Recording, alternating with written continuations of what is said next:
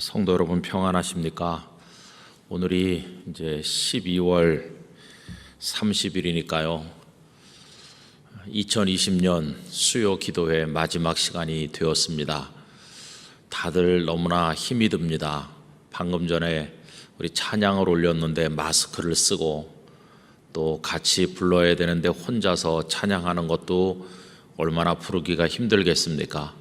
또 성도님들 가정에서 예배하는 것도 쉬운 일은 아닌데 우리 다 힘이 들죠. 저도 설교를 해보면은 성도들이 계신 거하고 안 계신 거하고 너무나 다릅니다.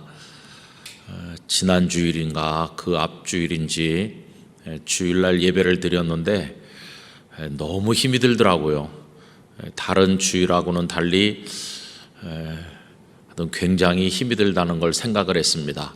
저녁에 집에 가니까 그 다음 날까지도 힘이 없는 것 같이, 그래서 왜 그럴까 생각을 해보니까 이유는 딱 하나인데 예배당이 텅 비어 있잖아요. 텅 비어 있는 곳에서 말씀을 나누는 거 참 힘들다는 생각을 했습니다. 성도님들도 다 힘드시죠. 이제 그러는 가운데도 시간이 흘러서 이제 내일이면 올해 마무리를 하는 날이 되었습니다. 여러분 힘들지만 잘 견딥시다. 견딜 수 있는 힘을 주시는 분은 하나님이십니다. 하나님 한 분 꼭 의지하고 아침 저녁으로 기도하면서 여러분 그저 눈을 뜨고 있을 때나 감고 있을 때나 바쁠 때나 여유가 있을 때나 꼭 기도하는 마음으로 지나시기를 바라고 우리를 도우실 하나님을 의지하며 살기를 원합니다. 방금 전에 부른 찬양, 우리 주님이 우리 삶의 이유가 되신다고 그랬는데 우리가 살아갈 목적이 되시고 또 살아갈 수 있는 능력도 주시고 모든 것이 주님 안에서 이루어집니다. 한 해 동안 애쓰시고 수고하셨는데 이제 새해를 또 앞두고 거룩한 꿈을 꾸면서 하나님을 더 굳건하게 붙들 마음의 결심을 가지시면서 출발하게 되시기를 바랍니다. 오늘 16장으로 넘어왔습니다. 오늘 같이 나눌 말씀의 제목을 하나님을 섬기는 방식 이렇게 정했는데요. 그렇게 정한 이유는 하나님을 섬긴다고 말은 하지만 참 이상하게 섬기는 사람들이 있기 때문입니다. 여러분 2절 말씀에 보시면 예수님께서 제자들에게 이렇게 말씀하시죠. 사람들이 너희를 출교할 뿐 아니라 때가 이르면 물은 너희를 죽이는 자가 생각하기를 이것이 하나님을 섬기는 일이라 하리라. 그러니까 지금 예수님께서 마지막 제자들과 대화를 하시잖아요. 최후의 만찬 자리에서 긴 말씀을 하시고 이제 그날 밤이 지나면 그 다음 날 예수님께서는 십자가를 지실 겁니다. 그러니까 제자들에게 하시고 싶은 말씀이 참 많았겠죠.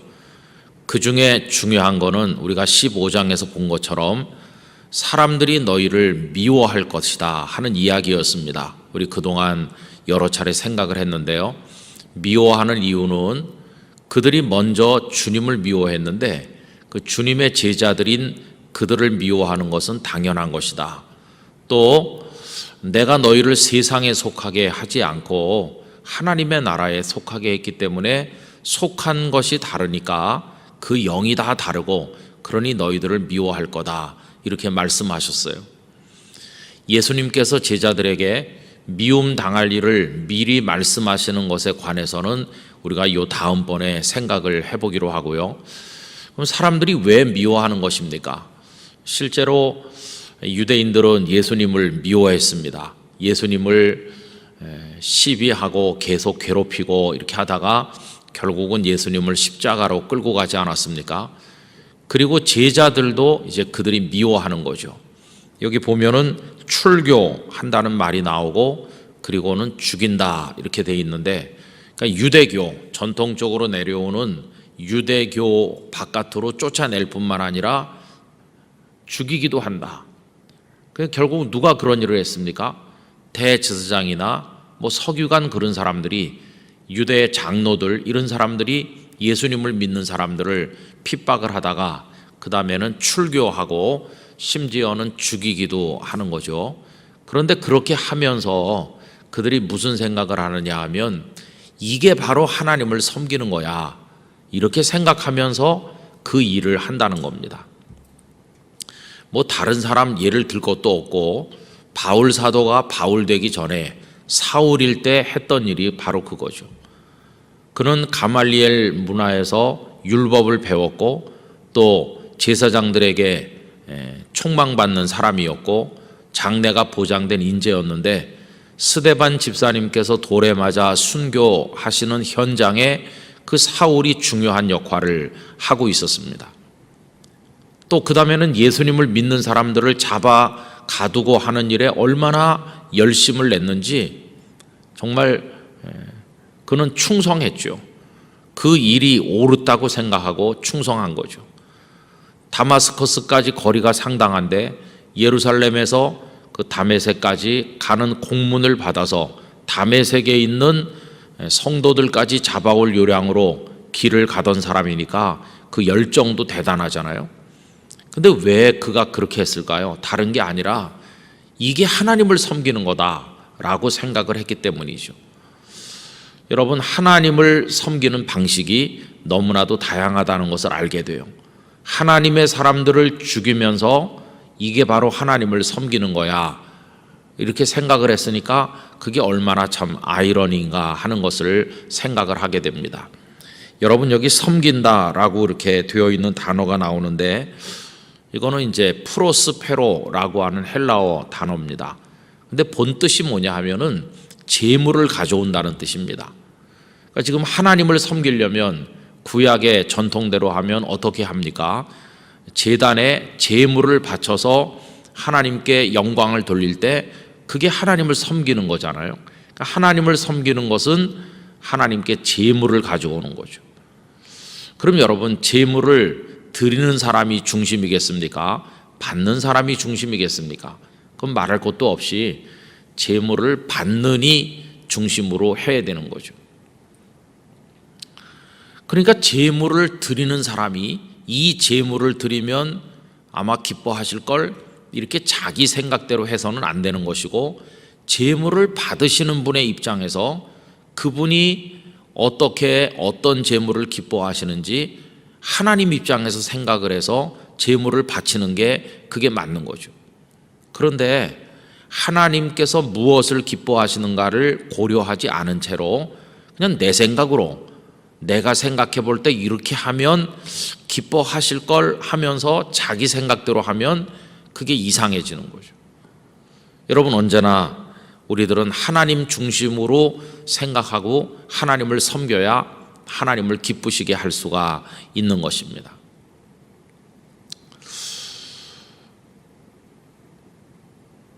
그 구약 성경 이사야서 말씀을 여러분 보시면 이사야 선지자 1장부터 보면 길게 나오는 말씀이 있어요. 하나님께서 이스라엘 백성들이 가져오는 제물, 또 그들이 지키는 절기, 이런 데 대해서 막 실증을 내신다는 거예요. 그거 보면 그 당시 이스라엘 사람들, 특별히 그 남한국 유다 사람들이 하나님을 안 섬기려고 했기 때문에 문제였던 게 아니라 하나님을 섬긴다고 하는데 그 방법이 잘못된 게 문제였다는 걸 깨닫게 됩니다. 그래서 열심히 소도 가져오고 양도 가져다가 하나님 앞에 드리죠. 그런데 하나님께서는 그것 때문에 아주 화가 나시고 싫어하신다는 거죠. 여러분, 이사야 1장 10절 이하에 길게 나오는 말씀이 그건데요, 제가 한번 천천히 읽을 테니까 들어보시면서 생각을 해봅시다. 너희 소돔의 관원들아, 여호와의 말씀을 들을지어다. 그 유다 백성의 지도자들을 소돔의 관원이라고 지칭하십니다. 너희 고모라의 백성아, 우리 하나님의 법에 귀를 기울일지어다. 이 소돔과 고모라는 벌써 오래전에 하나님의 유황불로 멸망한 도시 아닙니까? 그런데 지금 남한국 유다의 지도자들을 가리켜서 소돔의 관원이라고 하시고 유다의 백성들을 가리켜서 고모라의 백성들이라고 지칭하시는 거죠. 그러니까 지금 유대 사람들의 수준이 소돔과 고모라와 동급인 거예요. 소돔과 고모라처럼 악한 겁니다. 하나님을 잘 섬긴다고 하는데 이렇게 악할 수도 있구나 하는 거죠. 그럼 왜 그럴까요? 그 다음에 이사야 1장 11절을 읽겠습니다. 여호와께서 말씀하시되 너희의 무수한 재물이 내게 무엇이 유익하뇨? 나는 수양의 번제와 살진 짐승의 기름에 배불렀고 나는 수송아지나 어린 양이나 숫 염소의 피를 기뻐하지 아니하노라. 그러니까 백성들이 다양한 재물을 하나님께 가져다 바치는데 하나님께서는 기뻐하시지 않는다는 겁니다. 너희가 내 앞에 보이러 오니 이것을 누가 너희에게 요구하였느냐? 내 마당만 밟을 뿐이니라. 헛된 재물을 다시 가져오지 말라. 분향은 내가 가증히 여기는 바요 월삭과 안식일과 대회로 모이는 것도 그러하니 성회와 아울러 악을 행하는 것을 내가 견디지 못하겠노라. 내 마음이 너희의 월삭과 정한 절기를 싫어하나니 그것이 내게 무거운 짐이라. 내가 지기에 곤비하였느니라. 너희가 손을 뗄 때에 내가 내 눈을 너희에게서 가리고 너희가 많이 기도할지라도 내가 듣지 아니하리니 이는 너희의 손에 피가 가득함이라. 자기들 딴에는 많은 재물 갖다 바치고 월삭도 지키고 여러 가지 대회도 지키고 축제도 열고 하나님 앞에 잘한다고 하는데 하나님께서는 그런 거 다 싫다고 말씀하시는 거예요. 왜 그럴까요? 하나님 입장에서 기뻐하는 섬김이 아니기 때문이죠. 하나님께서 기뻐하시는 섬김이 무엇이었을까요? 그 다음에 하나님의 요구하시는 바가 나옵니다. 너희는 스스로 씻으며 스스로 깨끗하게 하여 내 목전에서 너희 악한 행실을 버리고 행악을 그치고 선행을 배우며 정의를 구하며 학대받는 자를 도와주며 고아를 위하여 신원하며 과부를 위하여 변호하라 하셨느니라. 그러니까 재물 많이 가져다 바치고 절기 잘 지킨다 그러면서 바깥에 나가서는 고아와 과부를 학대하고 온갖 악을 자행하니까 하나님께서 그런 가증한 재물, 가증한 절기 다 싫어하신다고. 내가 원하는 섬김은 너희들이 깨끗해지는 거다. 악을 버리는 것이다. 불쌍한 사람들을 돌보는 것이다. 그렇게 하면서 너희들이 나를 섬겨야 나는 그것을 기뻐한다. 여러분, 이건 그 이사야 시대 때 이야기였는데 뭐 그 이후에도 계속된 거 아닙니까? 아까도 말씀드린 것처럼 예수님을 핍박하던 사람들도 다 자기들이 하나님을 섬기는 거라고 생각을 했거든요. 바울 사도, 바울 되기 전에 사울일 때 이야기 아까 했는데 그는 자기가 하나님을 잘 섬기는 거라고 생각을 했지만 하나님의 원수로 살아갔던 거 아니겠습니까? 그럼 왜 그들은 하나님을 섬긴다고 했는데 하나님께 기쁨이 되지 못하고 오히려 하나님의 원수가 됐을까요? 예수님께서는 오늘 본문 3절에서 그 이유를 말씀하십니다. 3절 보시면요, 그들이 이런 일을 할 것은 아버지와 나를 알지 못함이라.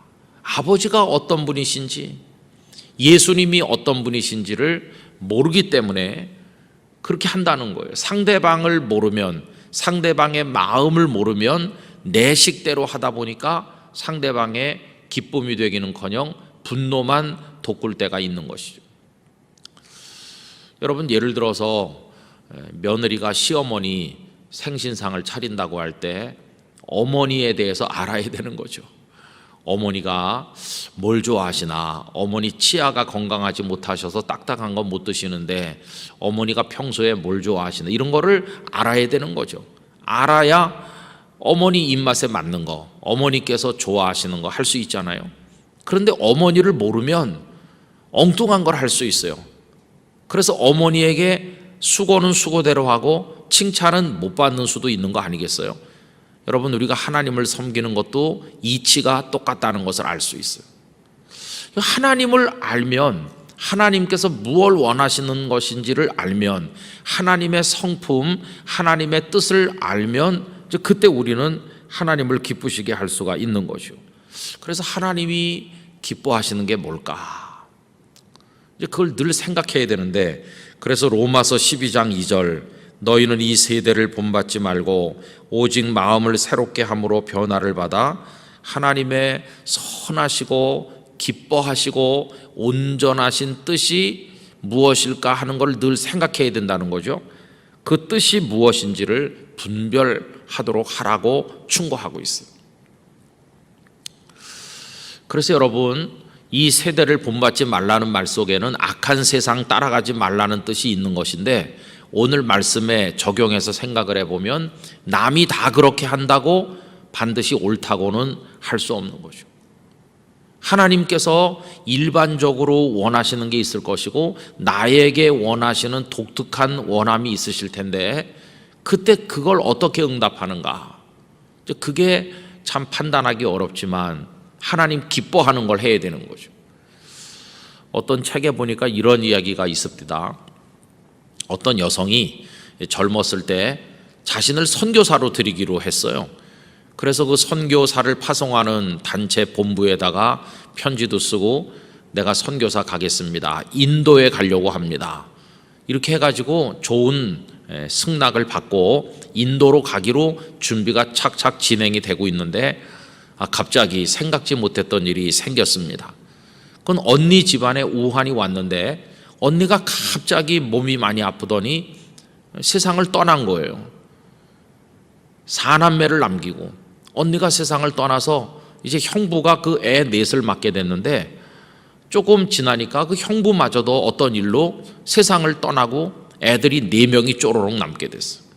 그러니 조카 넷을 놓고 선교사 간다고 갈 수가 없는 거 아닙니까? 그래서 조카 넷을 떠맡게 됐어요. 그리고는 하나님 앞에 무척 괴로워했습니다. 하나님, 내가 선교사 가기로 작정을 하고 나를 하나님께 드리려고 하는데 왜 이런 시련을 저에게 주시는 것입니까? 어쩔 수 없이 다시 또 선교본부에 편지를 내서 이런저런 사정으로 인해서 제가 선교사 갈 수 없게 된 것을 용서해 주세요, 그동안에 준비해 주셨는데 죄송합니다, 이렇게 하고는 그 아이 넷을 키우는 거죠. 그렇게 시간이 흐르며 고생을 많이 했는데, 그리고 하나님께 자신을 드리지 못하는 것에 대한 섭섭함과 원망을 가지고 긴 세월을 살았는데, 25년이 지났을 때 그 조카 넷을 키웠는데 그 4명 중에 3명이 인도 선교사를 가겠다고, 그래서 다시 그 선교 본부에 편지를 내서 제가 가지는 못하였지만 조카 셋을 인도 선교사로 보내고자 합니다. 나중에 깨달았다는 것입니다.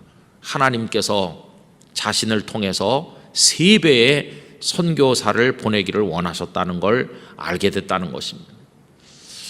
여러분, 그러니까 일반적으로 하나님의 뜻이라고 생각되는 거하고 내가 내 뜻을 죽이고 그 하나님의 뜻에 맡겨서 하나님께서 기뻐하시는 대로 섬기는 거하고는 좀 다를 때가 있다는 것을 생각하게 되는 거죠.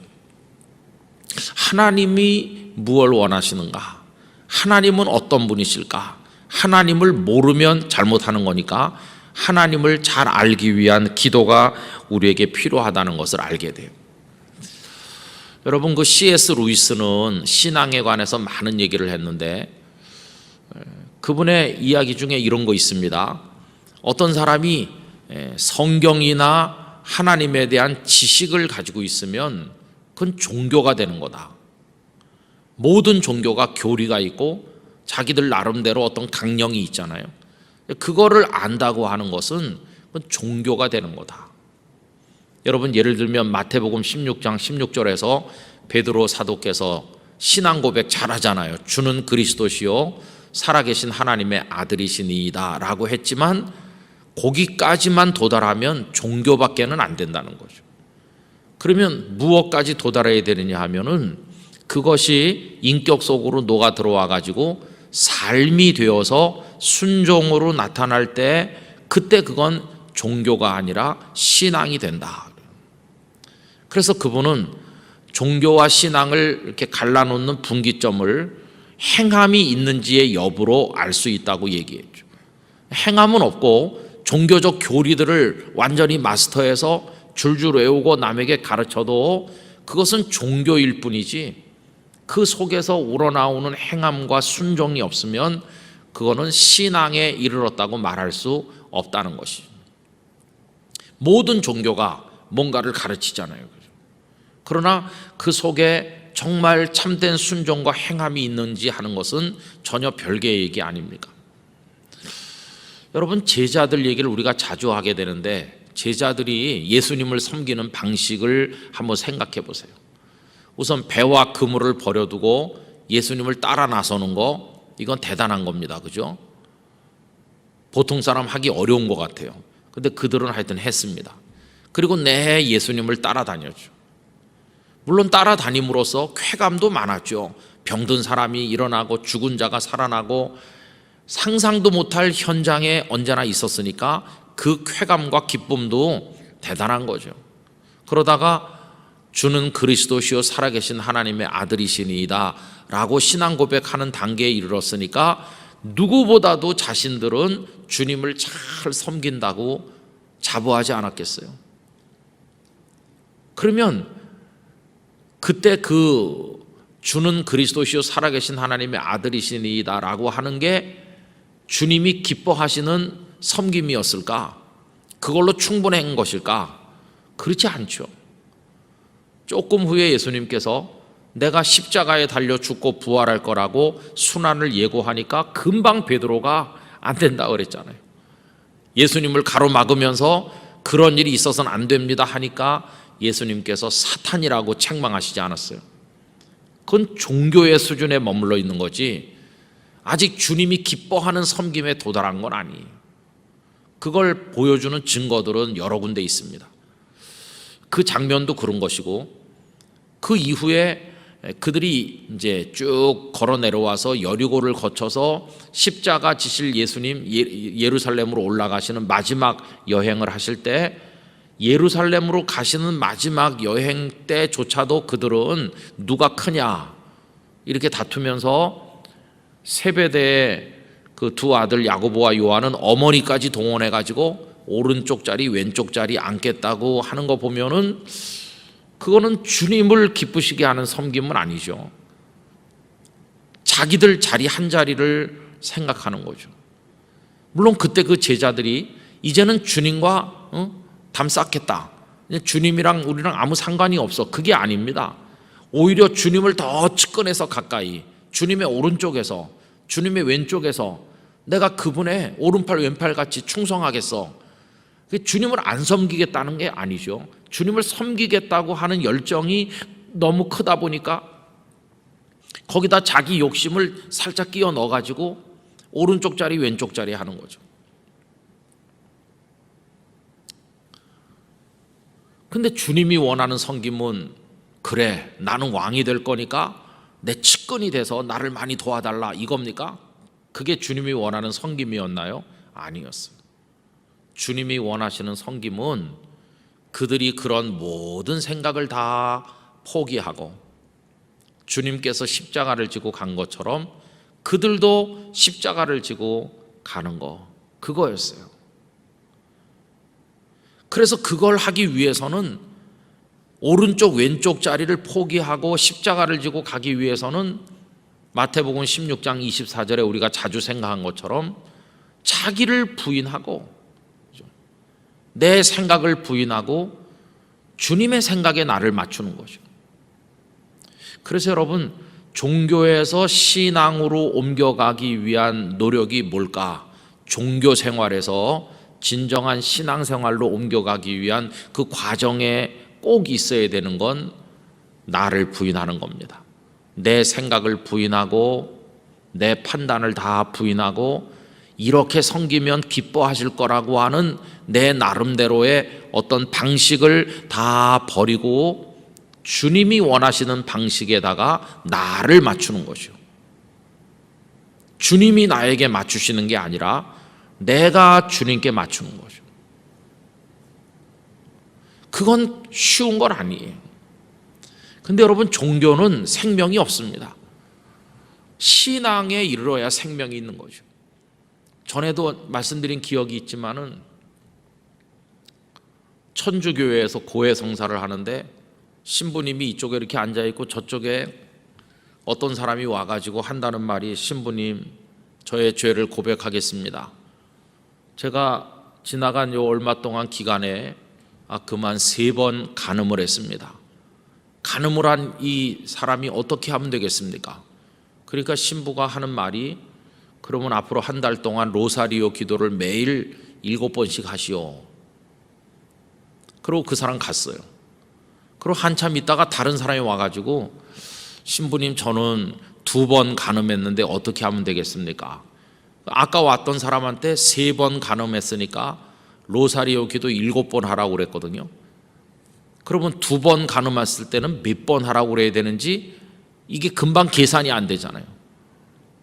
3번 한 사람에게 7번 기도하라고 그랬으니까 그러면 2번 간음한 사람은 몇 번 해야 되는지 이게 숫자 계산이 안 나오니까 고민하다가 가서 간음 한 번 더 한 다음에 7번씩 기도하라고 했다는 거 아니에요. 이게 종교가 만들어낸 이상한 얘기죠. 아주 오래전에 중앙일보에서 제가 읽은 웃기는 유머였습니다. 종교는 그 사람을 생명으로 구원하는 게 아니라 자기들의 종교적 틀을 거기다 덮어 씌우는 거죠. 가서 한 번 더 간음하고 그리고 7번 로사리오 기도 드려라. 이게 말이나 되는 얘기입니까? 근데 종교는 그런 거죠. 그러나 신앙이라고 하는 것은 그런 종교적인 어떤 관습이나 어떤 규정이나 사람들이 만들어 내려온 틀 같은 거를 다 버리는 거죠. 우리 마음속에도 그런 게 많이 있는데 그거 다 버리고 지금 이 순간 여기에서 주님이 원하시기만 한다면 나는 뭐든지 할 수 있다. 그게 이제 진정한 섬김이고 그 섬김이 주님이 기뻐하시는 것이. 그래서 여러분 우리가 늘 고심해야 될 것은 뭐냐 하면은 우리가 다 주님을 섬긴다 그러죠. 교회 드나드는 사람 중에서 주님을 섬기지 않겠다고 하는 사람은 아무도 없을 거 아니겠어요. 근데 문제는 뭐냐 하면은 그 섬김의 방식이 주님이 원하는 방식이 아닌 경우가 너무나도 많다는 거예요. 다 자기 방식으로 하니까 자기 기쁨을 추구하는 거지. 주님의 기쁨 되기 위해서 주님의 방식으로 섬겨야 되는데 그러려면 내 생각 죽이고 나의 판단과 모든 걸 내려놔야 되는데 그거 하는 사람 별로 없습니다. 다 자기식이 옳다 그래요.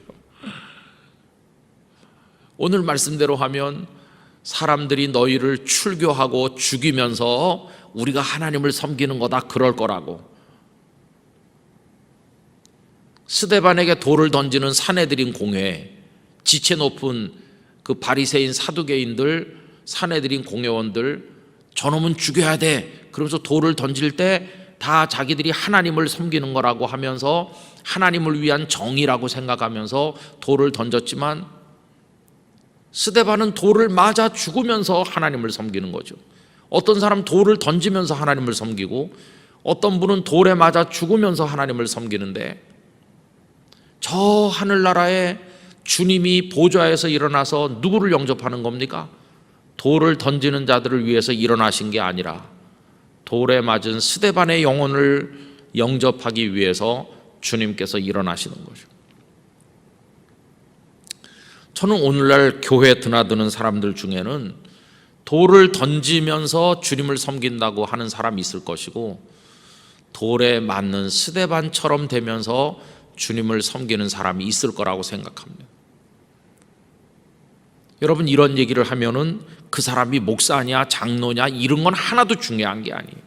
그런 거 다 떼놓고 정말 주님 앞에서 내가 하고 있는 게 주님이 기뻐하는 섬김의 방식인가 이거를 생각해 봐야 되는 거죠. 우리 영락교회 성도들이 진심으로 주님이 기뻐하는 섬김의 방식으로 주님께 나가게 되기를 바랍니다. 우리도 그렇게 하기를 원합니다. 목회를 하면서 갈등들이 많이 있죠. 어떤 성도 한 사람과 관련된 문제일 수도 있고 혹은 교회 전체적인 문제일 수도 있고 여러 가지 이슈들은 늘 생기는 거 아닙니까? 우리 부목사님, 전도사님들도 뭐 교구에서 부서에서 뭘 하다 보면은 어떤 이슈가 생기는데 이럴 때는 어떻게 해야 되는 것인가? 라고 할 때 전에는 다 이렇게 내려왔었다고 하는 어떤 관례나 전통이 있는데 신앙 양심은 그렇게 해서는 안 된다고 이렇게 할 때가 있잖아요. 그때 우리가 다 멈춰서서 무엇을 최우선으로 생각해야 될까요? 주님이 기뻐하시는 방식이 뭘까? 그거를 생각해야 되는 거죠. 근데 우리도 모르는 사이에 편한 쪽으로 생각하기가 쉬워요. 그 다음에 책임 덜 질 쪽으로 생각하기가 쉽고 합리화하기 좋은 방향으로 결정하면서 할 때가 많죠. 담임 목회 하다 보면은 이거는 주님이 기뻐하는 방식이 아닐 텐데 이런 딜레마나 갈등을 느끼는 때가 많이 있죠. 근데 신앙 양심에 따라서 할 수 있어야 그 교회 공동체가 종교 생활의 낮은 단계로부터 주님을 정말 따르는 신앙의 단계로 승화되고, 그때는 아픔도 희생도 동반될 수도 있지만 그때 느끼는 참 내가 주님을 사랑한다고 하는 어떤 희열, 이거는 그렇게 해본 사람만 알 수 있는 거죠. 그렇게 하지 않는 사람은 상상을 못하는, 정말 주님을 따르는 사람만이 맛볼 수 있는 거룩한 기쁨이 그 안에 있는 것이죠. 그 신앙은 한마디로 말하면 철저하게 나 중심이었던, 이기적이었던 우리 자신이 하나님 중심으로 재편되는 겁니다. 그게 신앙의 과정이라고 할 수 있어요.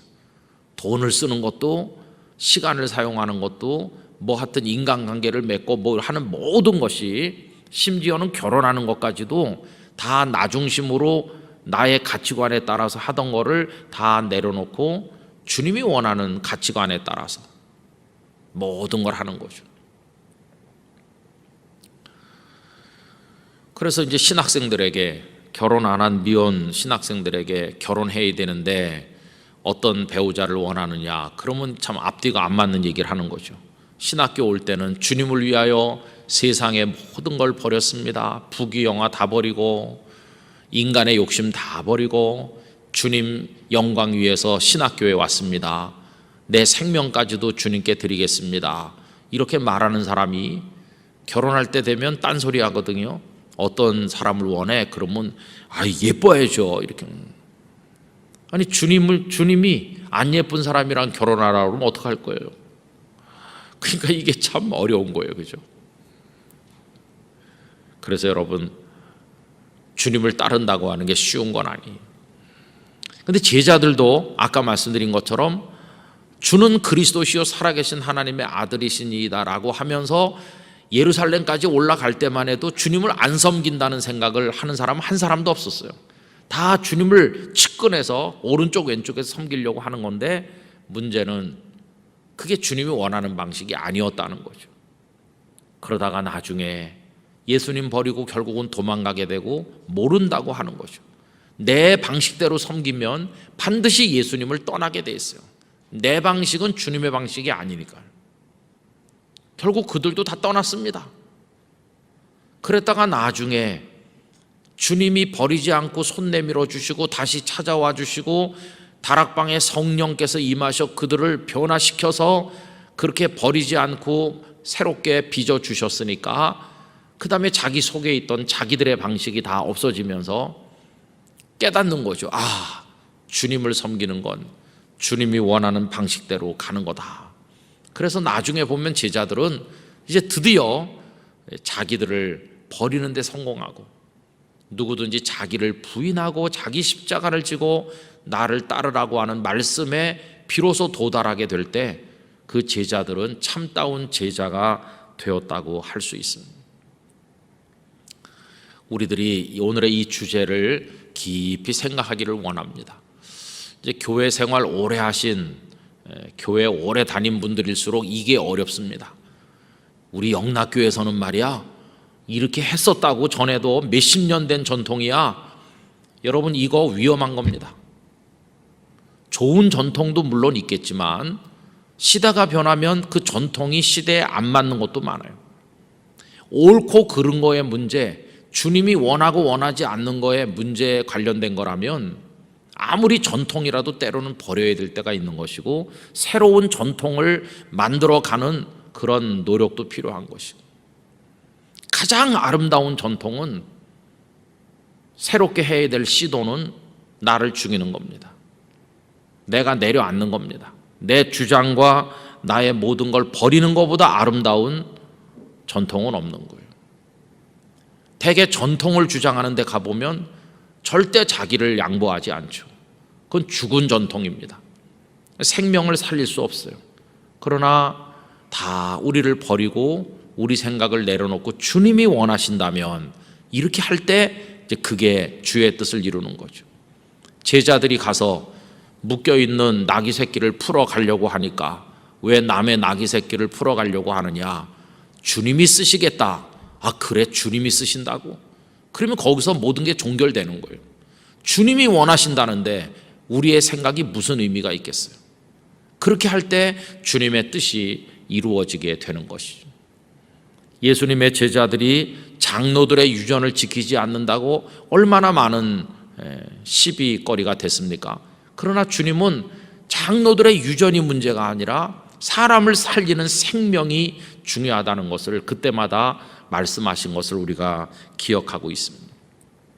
영락교회 성도 여러분, 이거 넘어서지 못하면 아무리 앞으로 30년, 50년, 100년을 예배당에 다녀도 우린 종교 생활을 하는 것이지 신앙생활에 도달할 수 없어요. 나도 살 수 없고 남도 살릴 수 없는 것입니다. 오히려 주님의 종들을 출교하고 죽이던 사람들처럼 사탄의 앞잡이가 되고 있는 것이죠. 하나님을 섬긴다고 하면서 마귀의 앞잡이가 되는 이 어처구니 없는 일이 우리에게 일어나서는 절대로 안 될 것입니다.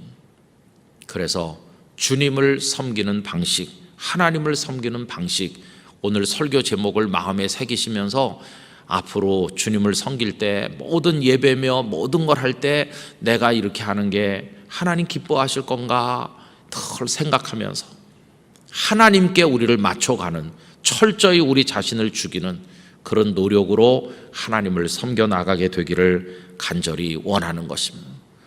그러니까 과거의 경륜이나 나의 경험이나 내 직함이나 내 신분이나 이런 거 다 내려놓고 오직 주님 기뻐하시는 거, 나 주님의 기쁨 되기 원하네, 이 찬양 가사 그대로 주님의 기쁨 되기 위해서라면은 그렇게 할 수 있어야 되는 거죠. 우리 영락의 모든 성도들이 정말 주님의 마음을 흡족하게 하고 주님이 너무 기뻐서 환하게 웃으시도록 섬김의 방식이 주님께 영광 되기를 간절히 기원합니다. 기도하겠습니다. 하나님 아버지, 심지어는 출교하고 죽이기까지 하면서 이것이 하나님을 섬기는 것이라고 생각하는 사람들이 있을 것임을 예수님께서 말씀하셨습니다.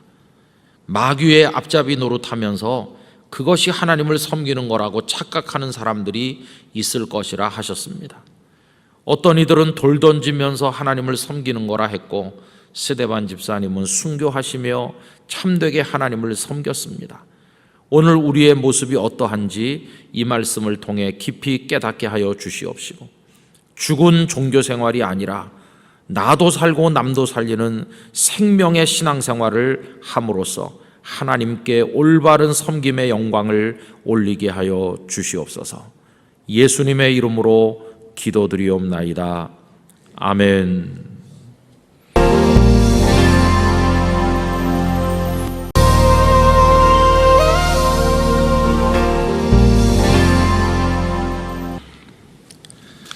하나님 아버지께서 우리의 목자가 되신다고 다윗이 하나님께 찬양했는데 그 가사를 가지고 하나님 앞에 영광을 올려드렸습니다.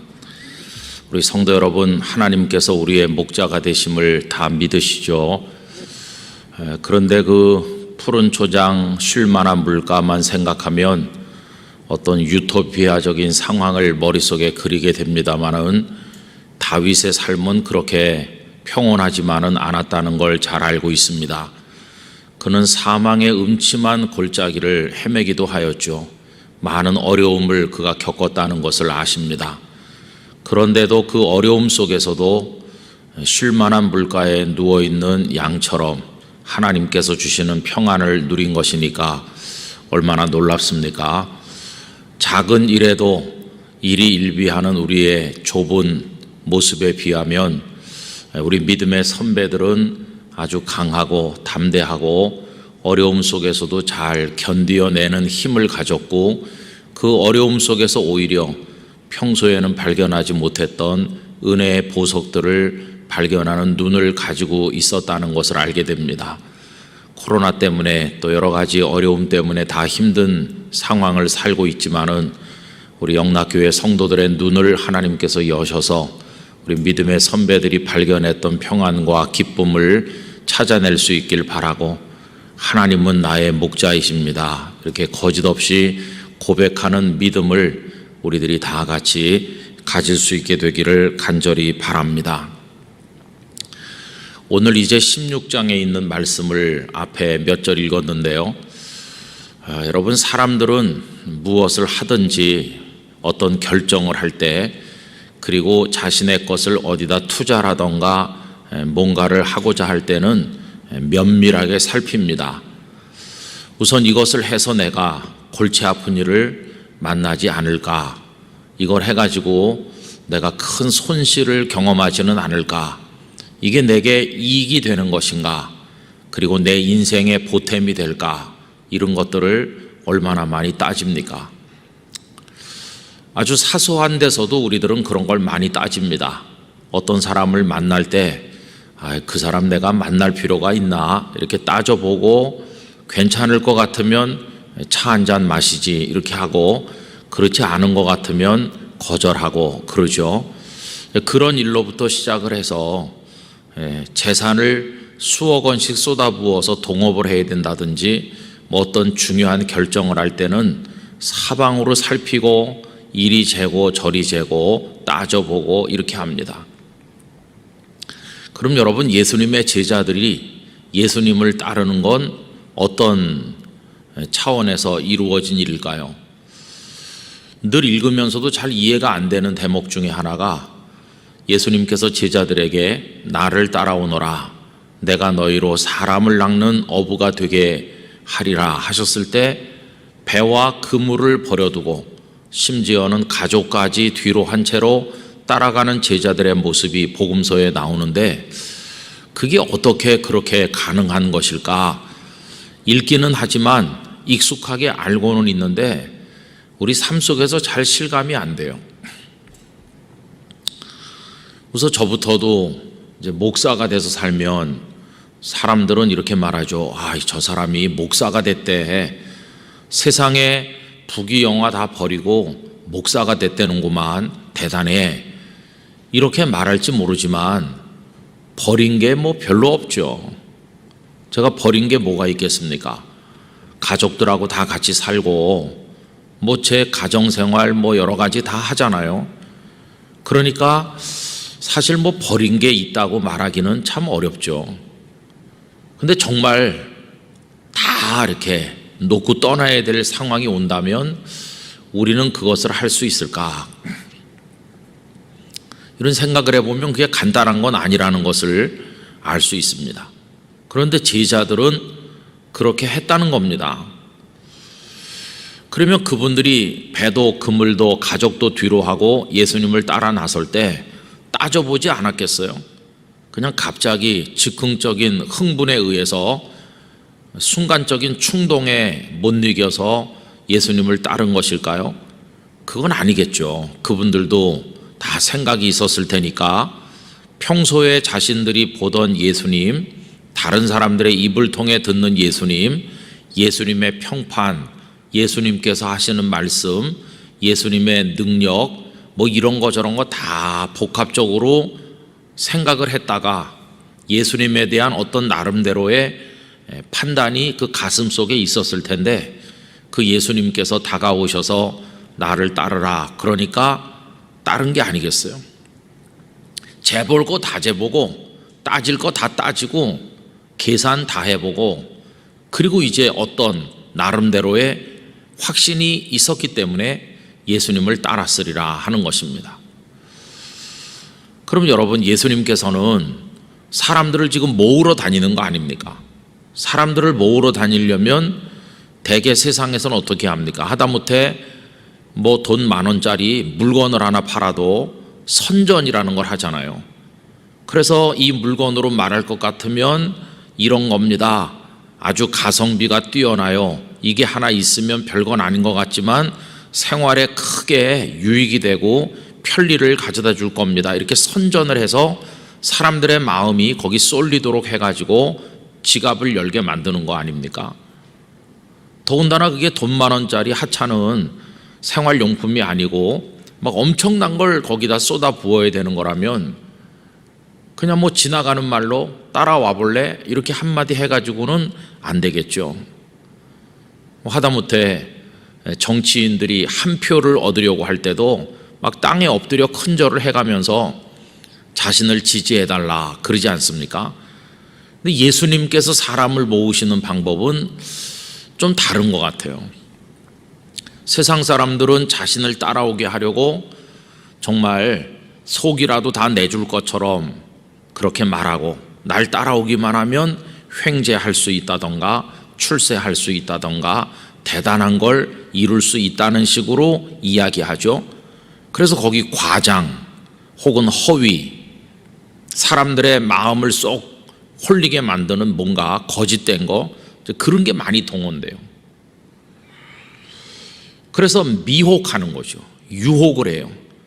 사람들은 거기 속기도 하고 그래서 넘어가는 사람 많이 있잖아요. 그럼 예수님께서도 제자들을 부르실 때 마치 정치적인 선동가가 선동하듯이,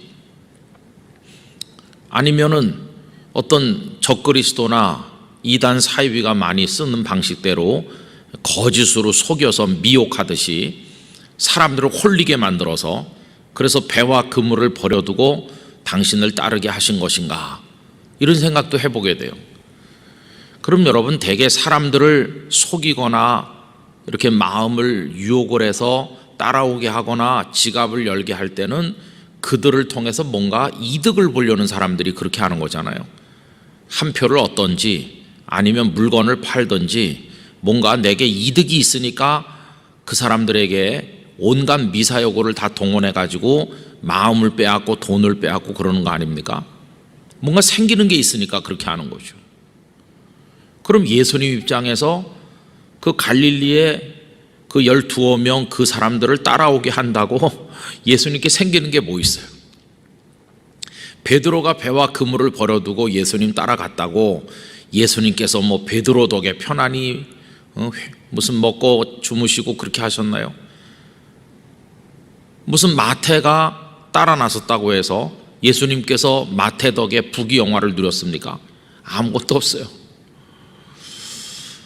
예수님께서는 그들을 불러서 데리고 다님으로써 그들 덕을 보려고 하거나 그들을 이용해서 뭔가 당신의 이익을 추구하거나 그런 게 일절 없어요. 그러니까 예수님께서는 세력을 확장하려고 하는 세상의 거짓된 선동가들하고는 다르신 것이죠. 예수님께서는 미혹하지 않았어요. 예수님은 아주 정직하셨어요. 예수님께서는 과장도 하지 않으시고 이중적인 말씀도 하지도 않으셨어요. 예수님께서는 그냥 너무나도 단순하고 명료하게 그냥 있는 그대로 그들에게 말씀하셨어요.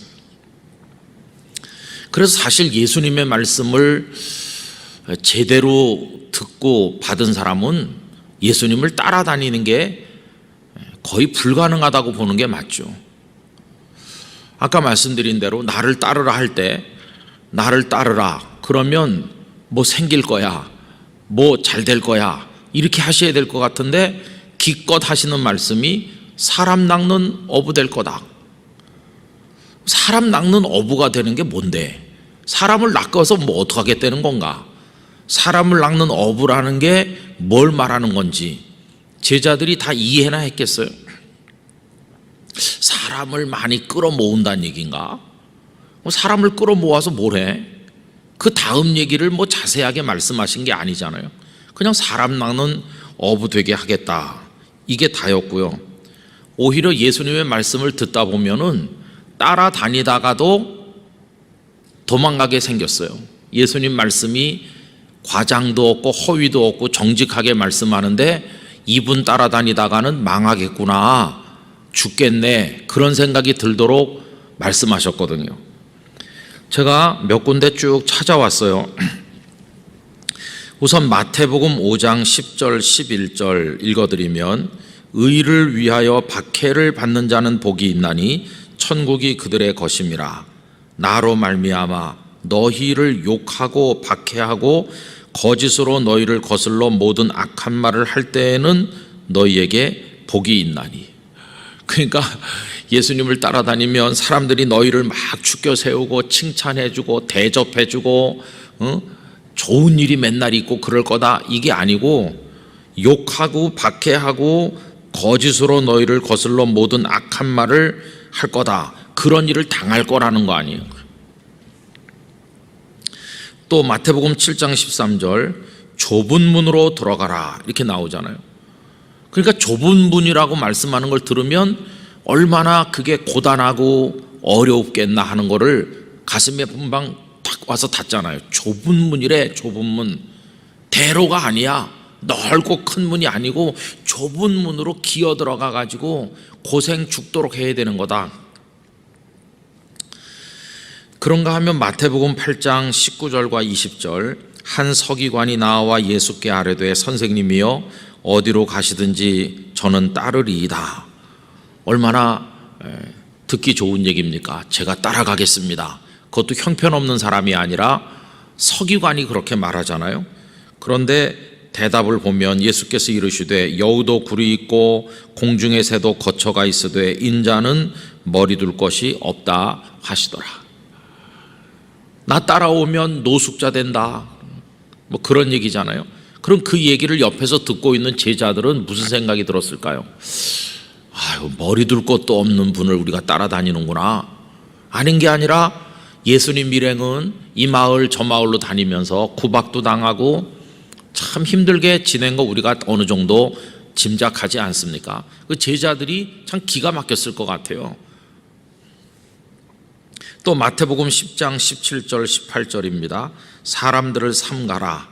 그들이 너희를 공회에 넘겨주겠고 그들의 회당에서 채찍질하리라. 또 너희가 나로 말미암아 총독들과 임금들 앞에 끌려가리니 이는 그들과 이방인들에게 증거가 되게 하려 하심이라. 공회에다 넘겨가지고 신문 당하고 재판받고 채찍에 맞고 총독과 임금들 앞에 끌려다니고,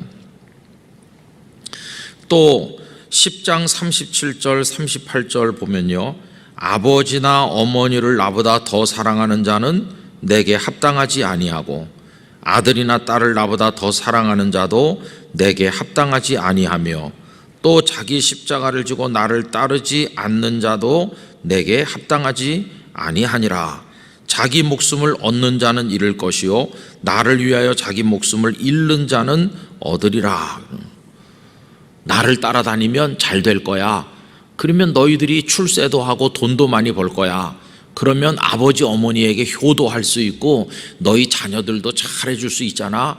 그러니 나를 따라와라, 이게 아니고요, 아버지와 어머니를 사랑하는 것보다 나를 더 사랑해야 된다.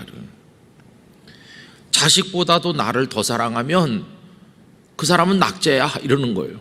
당신을 부모나 자식보다 더 사랑하라고 요구하시는 예수님이셨어요. 목숨을 잃어야 된다고 하시고, 또 마태복음 16장 24절 잘 아시는 말씀, 이에 예수께서 제자들에게 이르시되 누구든지 나를 따라오려거든 자기를 부인하고 자기 십자가를 지고 나를 따를 것이니라. 여러분, 그 당시 사람들은 십자가를 잘 알죠.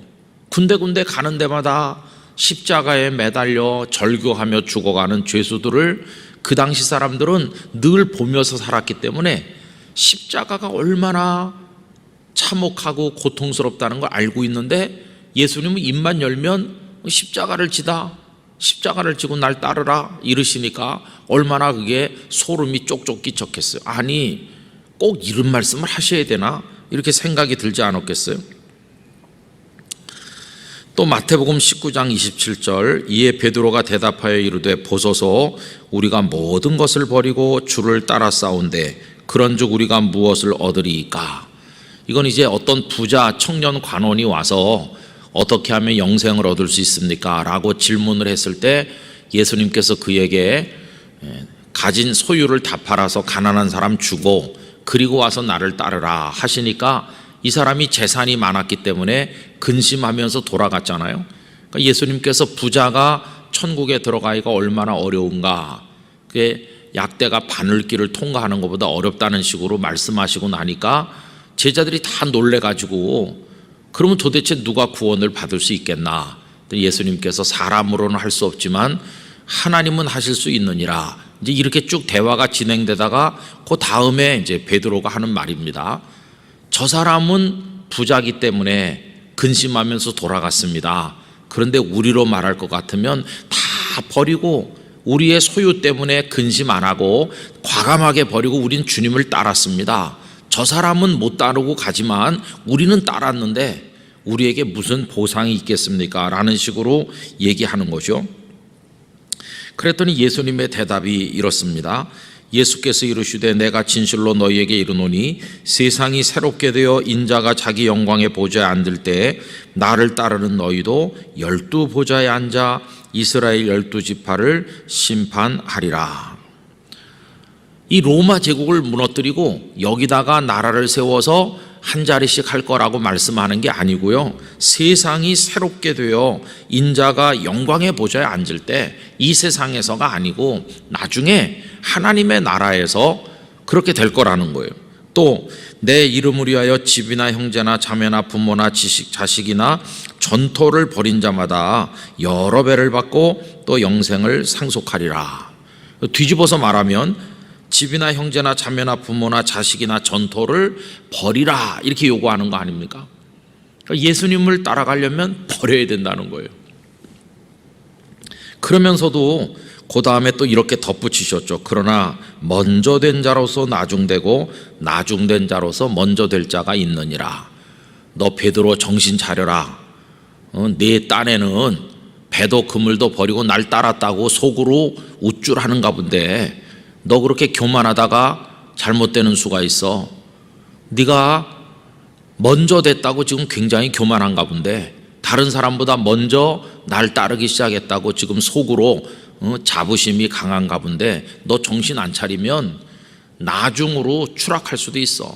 너보다 늦게 온 사람이 먼저 될 수도 있는 거야. 예수님은 좀 이렇게 칭찬하고 격려해 주면 좋을 것 같은데 나를 위해서 다 버린 자는 이렇게 될 거라고 칭찬하는 듯이 말씀하시다가 그런데 정신 안 차리면 그것도 다 꽝이야 이런 식으로 하시는 거예요. 예수님을 따르는 게 얼마나 고단합니까? 여러분 이런 식으로 예수님은 쭉 말씀하셨어요. 세상의 선동가들처럼 세력을 모으려는 사람들처럼 거짓으로 미혹을 해서 막 그렇게 달콤한 말로 끌어 잡아당기는 그런 분이 아니시고 있는 그대로 다 말씀하셨어요. 그러다가 이제 오늘 16장에 오면 우리 지난주에 생각한 것처럼 오늘 본문 2절에 뭐라고 그랬습니까? 사람들이 너희를 출교할 뿐 아니라 때가 이르면 물은 너희를 죽이는 자가 생각하기를 이것이 하나님을 섬기는 일이라 하리라. 때가 되면 너희들이 출교도 당하고 죽기도 할 거야. 여러분 이런 얘기를 듣고 앉아 있으면 누가 예수님 따르고 싶겠어요? 물건 하나를 사도 손해일까 이득일까 고민하고 계산하는 게 우리인데 예수님께서 나를 따르는 사람은 이렇게 될 거라고 그냥 적나라하게 다 말씀하는 걸 듣고 있노라면 누가 그 곁에 있겠어요? 다 가버리는 거죠. 그래서 저는 이런 말씀을 읽다 보면 우리나라에 교회 다니는 사람이 1000만 명이나 된다는 게 기적같이 생각돼요. 예수님의 이런 말씀을 다 들으면서도 매주일 교회 온다. 1000만 명이나 예수님을 믿겠다고 한다. 와, 대단하다. 그럼 그게 1000만 명이라고 말하는 이 땅에 교회 다니시는 이들이 예수님의 이런 모든 말씀, 방금 제가 그 중에 몇 가지를 읽어드린 건데 모든 말씀을 충분히 이해하고 가슴속으로 다 받아들이고 주님 괜찮아요. 설령 그런 일이 내게 현실로 이루어져서 내가 다 빼앗기고 다 쫓겨다니고 심지어는 내가 죽는 일이 있어도 나는 주님 따를 수 있어요. 이렇게 결론을 내리고 마음으로 확신하기 때문에 교회 오는 사람이 1000만일까요? 그걸 다 그렇게 이해하고 믿고 마음속으로 준비가 된 상태에서 예수님을 따르는 사람이 1000만이라면 이건 정말 기적 중에 기적일 거예요. 대단한 거죠. 근데 저는 그렇다고 생각하지 않습니다. 사람들이 교회 가자, 하나님은 널 사랑하신다, 교회 가자 이렇게 말할 때 교회 오는데 아마 이런 얘기들은 모르거나 심각하게 생각 안 했거나 그냥 무시했기 때문에 마음 편하게 다니는 거지. 우리 교회 새로 등록하러 오는 어떤 분을 붙들고 교회 등록해서 예수 믿으려면 각오가 대단해야 됩니다. 무슨 각오요? 하면서 오늘 이 얘기를 다 들려주면서 어떻게 준비가 되셨어요? 준비가 되셨으면 등록을 하시고 이렇게 하면 누가 등록하겠어요? 그래서 저는 이런 말씀 읽을 때마다 참 갈등이 많아요. 교회 드나드는 1000만 명 중에서 이 말씀을 이해를 하고 이 말씀대로 돼도 나는 주님을 버리지 않아, 준비가 돼 있어 라고 생각하는 사람이 그 중에 몇 퍼센트일까? 그럼 그거 없이 다니는 사람들은 뭘까? 그거 없이 다니는 사람은 가짜라면 가짜가 몇 퍼센트, 진짜가 몇 퍼센트일까? 이런 생각을 하는 거죠. 예수님은 그런 얘기를 뭐하러 하셔가지고 피차 불편하게 만드시나? 그런 얘기는 좀 싹 빼고 그냥 좀 편하게 느끼도록 날 따라오면 다 좋을 거야. 이렇게 하면 얼마나 좋아. 그런 생각이 들잖아요. 근데 예수님께서는 그걸 다 말씀하는 거예요. 그러면서 그런 얘기를 왜 말씀합니까? 오늘 본문 1절에 보니까요, 실족하지 않게 하려고 미리 말해주는 거다 하시는 거죠. 내가 이것을 너희에게 이름은 너희로 실족하지 않게 하려 합니다.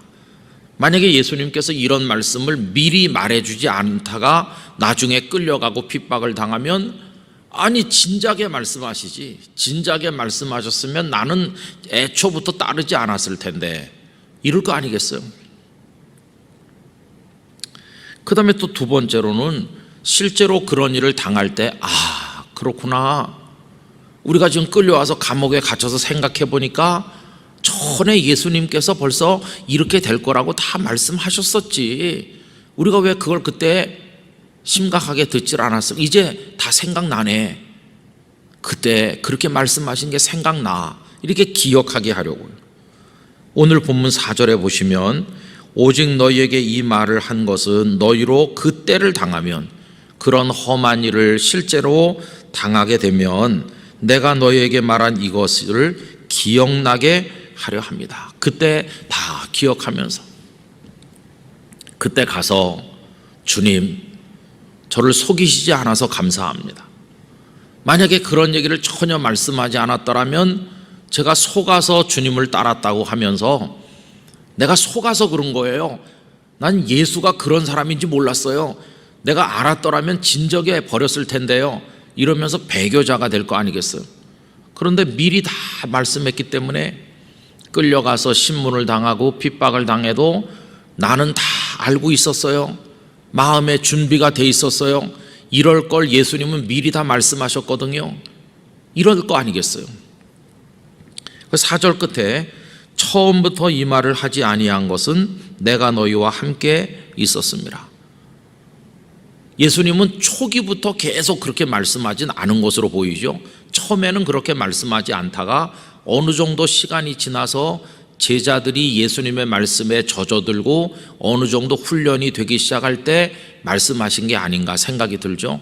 그때는 왜 그랬느냐 하면은 아직 그 말씀을 이해할 만한 그 소화력도 부족할 뿐만 아니라 지금은 예수님이 같이 계시니까, 우선 당장은 예수님이 같이 계시니까 그랬다는 거예요. 그러나 예수님께서 그들만 놔두시고 떠날 시간이 점점 임박할수록 예수님께서는 다 말씀하시는 거죠.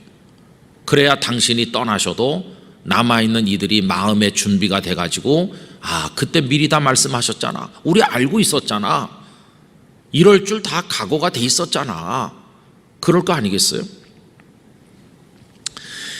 여러분, 만약에 예수님께서 우리에게 어때? 날 따르면 이럴 건데 내 곁에 있을 거야? 아니면 갈 거야? 라고 물으시면 참 난감할 거 아니겠어요? 남을 수도 없고 떠날 수도 없고 떠나자니 또 그렇고 남자니 두렵고. 그래서 예수님을 따르던 많은 수많은 사람들이 밀려다녔는데 자기들이 원하는 것과 예수님이 지향하는 게 일치하지 않는다고 생각했더니 많은 사람들이 떠났어요. 요한복음 6장 66절, 그때부터 그의 제자 중에서 많은 사람이 떠나가고 다시 그와 함께 다니지 아니하더라.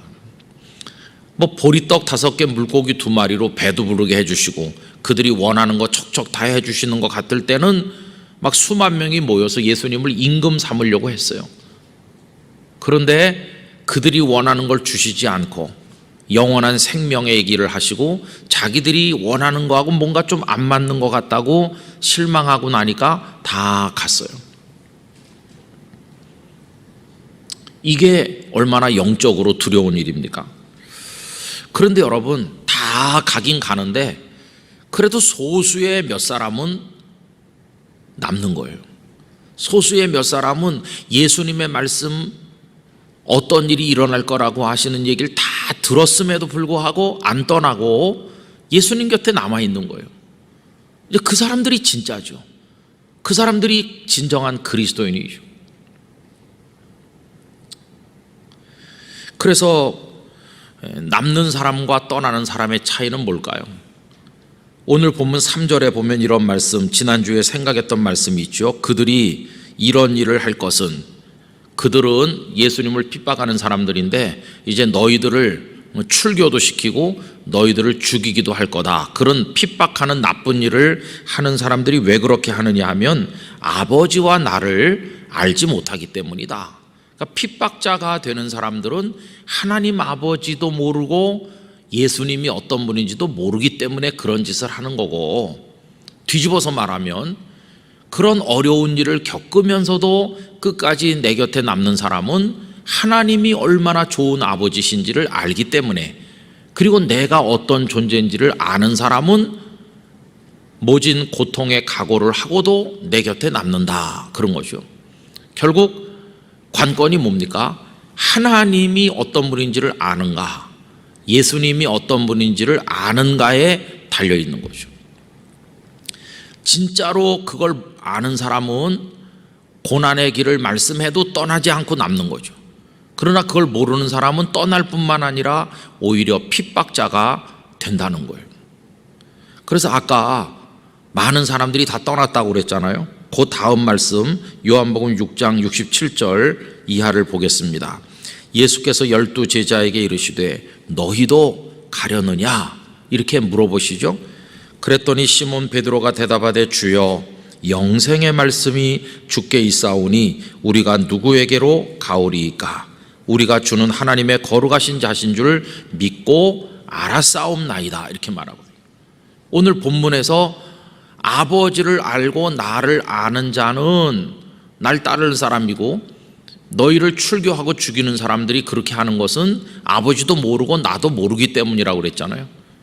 근데 방금 읽은 요한복음 6장에 보니까 베드로가 우리는 주님을 안다는 거예요. 어떤 분으로? 영생의 말씀을 가지고 계신 분이라는 걸 우리는 알고 있고, 그리고 또 하나님의 거룩하신 자, 하나님으로부터 오신 분이라는 걸 우리는 알고 있고 그렇게 믿는다는 거예요. 이걸 아는 사람은 고생을 각오하고라도 주님 곁에 남는 거고요. 이걸 모르는 사람은 다 떠나는 거죠. 그래서 주님은 다 말씀하시는 겁니다. 당신을 따르면 어떤 일이 벌어지게 될 것인가를 다 말씀하는 거죠. 우리가 바울 사도를 생각을 해보면 그걸 알기 전과 알기 후, 안 후가 완전히 다르잖아요. 아버지 하나님이 얼마나 우리를 사랑하시고 우리를 구원하시려고 하시는지, 그래서 예수님을 보내셨고 예수님이 우리의 유일한 구주요 우리에게 생명이 된다는 걸 그가 알기 전에는 사람들을 잡아다가 가두고 출교시키고 죽이는데 가담하고 그랬던 사람인데, 주님이 어떤 분인지를 알고 난 다음에, 하나님의 사랑이 어떤지를 알고 난 다음에는 그는 변했죠. 변해서 그 주님이 말씀하신 고난의 길을 묵묵히 걸어가는 사람으로 완전히 바뀌지 않았어요. 바울 사도가 알고 있는 하나님 아버지, 바울 사도가 아는 예수 그리스도에 관해서는 로마서부터 그의 서신들 속에 구구절절히 나와 있잖아요. 하나님이 얼마나 미쁘신 분이신가, 우리가 아직 죄인 되었을 때 어떻게 하나님께서 당신의 사랑을 확증하셨는지 구구절절히 다 기록을 하죠. 그는 아버지를 알고 예수님을 이제 알게 됐기 때문에, 그리고 거기에 깊이 감동하고 은혜를 받았기 때문에 어떤 길이 자기를 기다리고 있는지를 뻔히 알면서도 도망가는 게 아니라 그 길을 가는 거죠. 바울이 전도여행 다니시던 끝에 예루살렘으로 갈 때 사람들이 다 말렸잖아요. 예루살렘에 가면 위험하다고. 아가보도 와서 말리고 빌립의 그 딸들도 예언하는 딸들인데 바울이 어떤 일을 당할는지를 암시하지 않았어요. 그래도 바울 사도는 자신에게 어떤 길이 기다리고 있는지를 내가 다 안다고, 알지만 나는 간다고 얘기하잖아요. 여러분, 그는 예수님께 속은 사람이 아니라, 몰라서 내가 속았어 이게 아니라 다 알고 있었습니다. 알면서 나는 왔습니다. 왜? 하나님이 얼마나 좋은 분인지를 아니까, 예수님이 얼마나 좋은 분인지를 아니까 나의 모든 걸 바쳐서라도 그분을 따르겠습니다, 이렇게 하는 거죠. 저는 이 말씀을 이제 준비를 이렇게 하면서 제 아내가 저한테 물어봤어요. 설교 준비가 다 됐냐고. 그래서 잘 안 됐다고 그랬어요. 왜 그러냐 하면은 뭐 이렇게 말씀을 읽어가지고 정리를 해서 오늘 말씀을 제 나름대로 이해를 해가지고 그냥 이렇게 말씀드리는 거, 그걸 설교라고 한다면 뭐 어느 정도 정리를 했겠죠. 그러나 설교 준비가 덜 됐다고 하는 거는 이 말씀을 저에게 적용을 해봤을 때 나는 어떤가, 이걸 생각을 해보면 글쎄요, 어느 정도 말할 수 있겠습니까? 제가 잘 아는 목사님은 시골에서 고생을 무척 하시면서 목회하셨어요. 정말 고생 많이 하셨죠. 아마 2번 하라 그러면 더 하기 힘들 만큼 고생했다고 생각합니다. 그런데 그 목사님 나보고 그러더라고요. 눈물을 이렇게 지어 보이시면서, 내가 기뻤던 순간이 몇 차례 있었는데 그 중에 하나가 뭐냐 하면 아들 녀석이 아버지가 진짜 목사님이에요. 저는 아버지를 제일 존경해요. 이렇게 고생하고 험한 일을 당하면서도 아버지가 걸어가는 걸 보니까 우리 아버지는 진짜 예수님을 믿는 사람이구나, 저 그렇게 알게 됐어요. 그래서 저도 목사 되기로 했어요. 근데 그 아버지 목사님이 아들에게 보여준 거는 뭘까요? 그냥 뭐 아들을 앉혀놓고 30분 설교를 했나요? 설교를 말로 하는 게 아니죠. 강단에서 한 게 아니에요. 그냥 수십 년의 아들 앞에서 같이 살아가는 그 삶이, 아들이 볼 때 우리 아버지는 예수님을 믿고 목회자가 돼서 이렇게 어려운 곳에서 목회할 때 어떤 고난이 있다는 것을 몰라서 예수님께 속아가지고 이 길을 간 게 아니라 다 알면서도 가시는 거야. 진짜 예수님을 믿는 분이야. 이게 신앙의 길이라면 나도 이 길을 가야 되겠다. 얼마나 멋집니까? 그죠?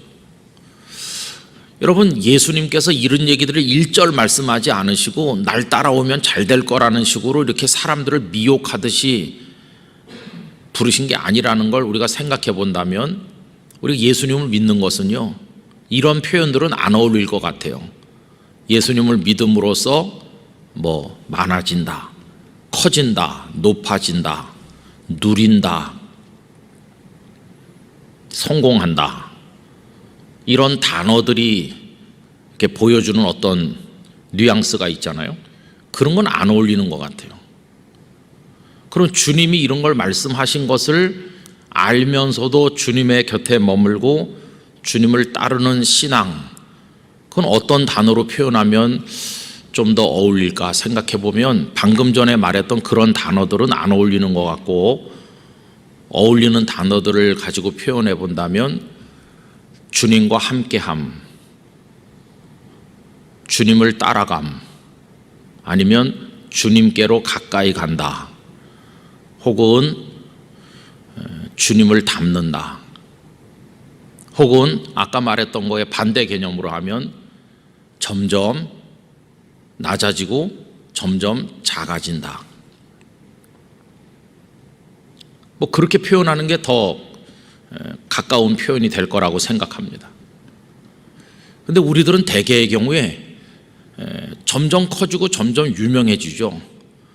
맨 처음에 이제 교회 다니면은 잘 모르니까 그냥 뭐 새신자 이렇게 있다가 그 다음엔 세례도 받고 또 좀 열심히 생기면 집사님도 되고, 더 열심히 하는 분들은 또 항전 직분자도 되고, 또 뭐 교회 안에서나 바깥에서나 이름 석자만 되면 알려질 만큼 선교, 봉사 뭐 이런 것도 많이 하고 유명해지고 점점 커진 자, 그래서 영향력이 큰 사람이 점점 되잖아요.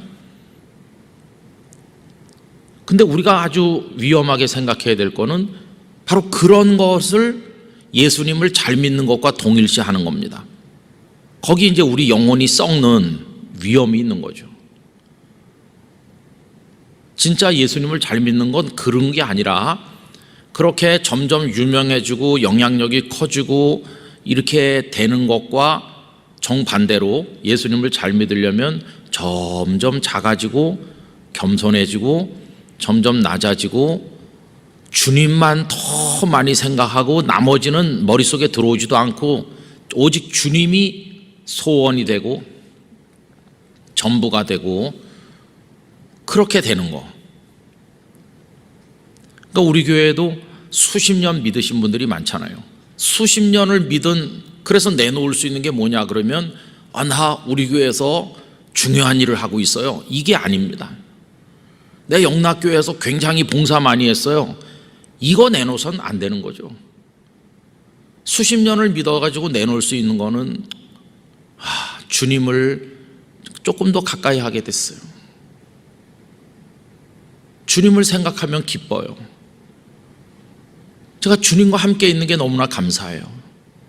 그리고 주님을 더 닮지 못해서 늘 죄송해요. 더 작아지지 못해서 제가 미워요. 이렇게 말하는 게 수십 년 믿으니까 내놓아야 될 열매거든요. 근데 우린 그 반대로 지향하니까 이게 신앙이 부패되는 겁니다. 오래 믿은 이들이 다른 사람에게 주는 실망감은 다 그런 것들이죠. 그러니까 우리 교회 적어도 장로님, 안수집사님, 권사님 이런 중요한 직분 받으신 분들이 내놔야 될 열매는 그런 겁니다. 무슨 자리를 차지해가지고 무슨 봉사를 많이 했다 그런 거는 하나도 중요한 게 아니에요. 저 같은 목사를 두고 말하면 무슨 뭐 얼마나 유명한 목사냐, 무슨 뭐 총회장, 노회장 뭐 그런 걸 했냐, 뭐 무슨 자리를 해봤냐, 그런 거가 아니고 주님이 말씀하신 그 길을 따라서 이렇게 가면서 그런 걸 다 알면서도 그 길을 가는 데서 기쁨을 느끼는 주님과 함께하는 감사가 있는지. 그 16세기에 아빌라의 테레사라고 하는 캐톨릭 교회에서는 교회 박사라고 여성 2명을 인정했는데 그 중에 한 사람이죠. 맨발의 카르멘 수도원을 만드신 분이시죠. 근데 그분은 캐톨릭에 소속된 그 영성을 가지고 있지만 그 기도의 삶은 우리들에게 많은 걸 주고 있어요. 제가 며칠 전에 그분의 기도의 삶에 관해서 이제 읽게 됐는데 그분은 기도를 뭘 이렇게 하나님 앞에 요구해가지고 얻어내는 거, 그거라고 생각하는 게 아니라 기도는 자기가 없어지는 거다. 기도는 그냥 주님을 닮는 거다. 기도를 깊이 드리면 드릴수록 요구할 게 점점 없어지는 거예요. 우리는 기도를 많이 하면 원하는 걸 많이 받아서 감사하다고 생각하는데, 그게 아니라 기도를 깊이 하면 하나님께 뭐 달라고 할 게 아예 그 자체가 없어지는 거예요. 달라고 할 게 없어요. 그냥 주님이 계시고 내가 그 곁에 있는 것으로 너무너무 기뻐서 뭐 주님께 이렇게 손 내밀 게 아무것도 없는, 그 자체가 없어지는 거예요.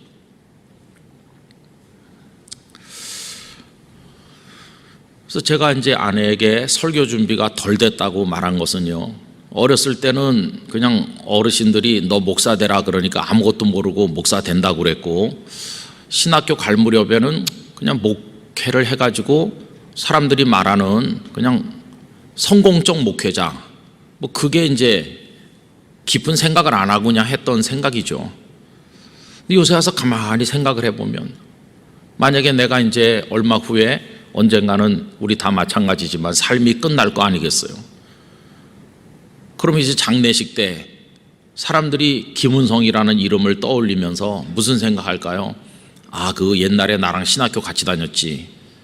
그리고 어느 교회에서 전도사 했고, 뭐 부산서 목회하다가 영락교회에서 목회하다가 뭐 그러면서 이제 제가 맡았던 어떤 사역지, 제가 했던 일, 그런 거를 쭉 엮어가지고 저의 인생을 구성해 보려고 할 거 아니겠어요? 그 사람 이런 일 저런 일 이렇게 했으니까 그의 인생은 이런 거다. 색깔은 이렇고 그 사람의 인생의 내용은 뭐 이런 거였어. 그게 진짜 저일까요? 아마 주님은 그 껍데기를 드러내고 그 속에 있는 거, 그 속에 네가 얼마나 내가 말한 그 모든 모진 고난의 길을 알면서도 나를 사랑했느냐, 내게로 다가왔느냐, 나로 너를 채웠느냐, 나로 기뻐했느냐, 나를 닮으려 했느냐, 그런 게 주님께는 중요한 게 아니겠어요? 우리가 생각하는 거랑 다르겠죠. 이제 그런 걸 생각을 해보니까 저는 아직 너무너무 준비가 안 됐고 부족한 게 너무 많기 때문에, 그래서 사실 설교 준비가 덜 됐다고 말씀을 드린 것이죠. 근데 여러분, 예수님께서 이런 내용을 미리 말씀하는 이유가 아까 앞에서 실족하지 않게 하려고, 하나는 그때 가서 기억나게 하려고 하는 것이었죠. 그런데 여러분, 16장 저 끝에 33절로 한번 가서 보시면요, 이런 걸 말씀하는 이유를 하나 더 보여주십니다. 16장 33절, 이것을 너희에게 이르는 것은 너희로 내 안에서 평안을 누리게 하려 함이라. 참 너무나도 오묘한 말씀이죠. 나를 따르면 노숙자도 되고, 나를 따르면 채찍질도 당하고, 감옥에도 가고, 죽기도 하고, 좁은 길로 가야 되고, 나를 따르면 이러한 것들이 있을 것이다. 근데 이걸 너희들에게 미리 다 이렇게 말해주고, 또 내가 떠날 것도 말해주고, 보혜사 성령께서 오실 것도 말해주고, 하나도 남김없이 감추거나 속이는 거 없이 다 너희들에게 이렇게 말해준 거는 결론, 평안을 누리게 하려 함이라. 여러분, 바울 사도 빌립보 감옥에서 채찍에 얻어맞고 착고에 묶여서 갇히셨지만 평안하셨잖아요. 찬송했잖아요. 이게 진짜 세상을 이기는 그리스도인이죠. 세상에서는 너희가 환난을 당하나 담대하라, 내가 세상을 이기었노라. 이렇게 하고 다락방에서의 예수님의 말씀이, 그 긴 말씀 13장부터 시작됐던 말씀이 끝나는 거예요. 세상에서는 너희가 나를 따라다니기 때문에 환난을 당할 것이다. 그러나 담대하라, 내가 세상을 이겼다. 예수님도 제자들에게만 십자가를 얘기하신 게 아니라 당신 자신이 먼저 십자가 지시고 채찍질 당하시고 다 하셨어요. 그리고 이기셨어요. 제자들에게도 그걸 말씀하시면서 평안하라고. 그래서 여러분, 예수님을 따르는 사람 중에서 커지고 더 성공하고 더 대단해지고 이렇게 하는 사람들이 추구하는 거는 예수님을 통해서 편안하기를 바라는 거지만 주님이 말씀하신 모든 걸 알면서도 주님을 기쁨으로 따라가는 사람들이 원하는 것은 편안함이 아니라 평안함이죠. 평안함. 그래서 감옥에 갇힌 삶이 편안하진 않지만 바울과 실라에게는 평안이 있었던 것이죠. 세상이 빼앗아갈 수 없는 평안. 내가 이 평안을 너에게 주는데 세상이 빼앗아갈 수 없을 것이다. 그거죠, 그죠?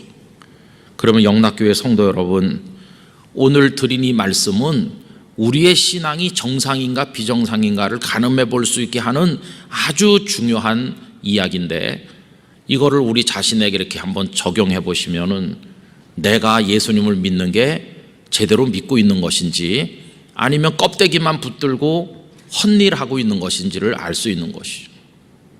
저는 영락교회 성도들이 오늘 이 말씀 속에서 주님을 제대로 따라갈 수 있기를 원합니다. 그게 너무너무 중요한 것이죠.